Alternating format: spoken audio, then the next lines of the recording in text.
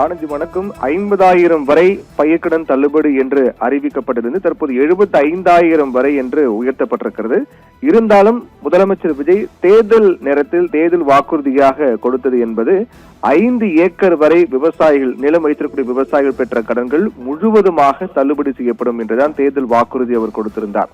இந்நிலையில் தான் தற்போது 50,000 வரை இருந்த தொகை என்பது 75,000 வரையாக உயர்ந்திருப்பது. இது போதாது என்று அன்புமணி ராமதாஸ் அறிக்கையின் வாயிலாக தெரிவித்திருக்கிறார்.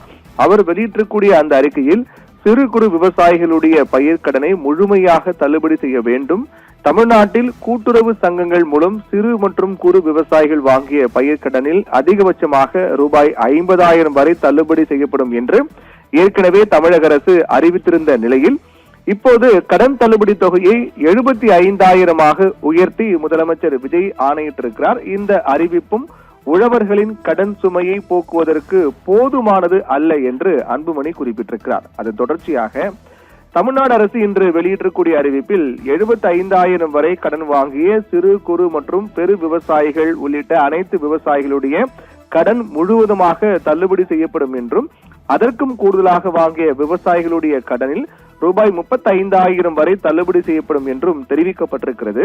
தமிழக அரசு வெளியிட்டுள்ள இந்த அறிவிப்பில் கூடுதலாக 21,000 பேர் மட்டுமே பயனடைவார்கள் என்றும் கூட்டுறவு வங்கிகளில் சிறு மற்றும் குறு விவசாயிகள் வாங்கிய கடனின் அளவு திரும்ப செலுத்த முடியாத அளவுக்கு அதிகரித்து உள்ள நிலையில் அவற்றை முழுமையாக தள்ளுபடி செய்தால் மட்டும்தான் அவர்களுக்கு பயன் கிடைக்கும்.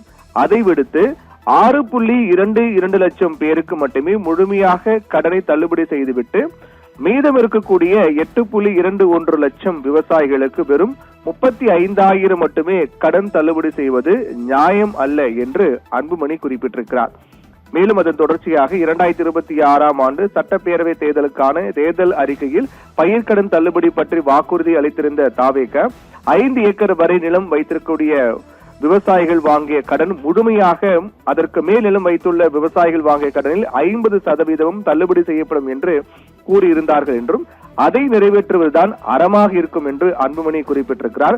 இந்திய ரிசர்வ் வங்கி, நபார்டு வங்கி ஆகியவற்றின் விதிகள் காரணமாக அதை சுட்டிக்காட்டி உழவர்களுடைய பயிர்க்கடனை தள்ளுபடி செய்ய மறுப்பது என்பது ஏற்புடையது கிடையாது என்றும் கடந்த மே 25 வெளியிடப்பட்ட அறிவிப்பில் 2044 கோடி அளவுக்கு மட்டுமே கடன் தள்ளுபடி செய்யப்பட்ட நிலையில் இப்போது அதன் அளவு என்பது 5,932 கோடியாக அதிகரித்துள்ளது என்றும் கடன் தள்ளுபடி இந்த அளவுக்கு உயர்த்த அனுமதிக்கும் விதிகளும் நிதிநிலையும் குறைந்தபட்சம் சிறு மற்றும் குறு விவசாயிகளுடைய கடனையாவது முழுமையாக தள்ளுபடி செய்ய அனுமதிக்காதா, மனமிருந்தால் மார்க்கம் உண்டு என்று குறிப்பிட்டிருக்கிறார்.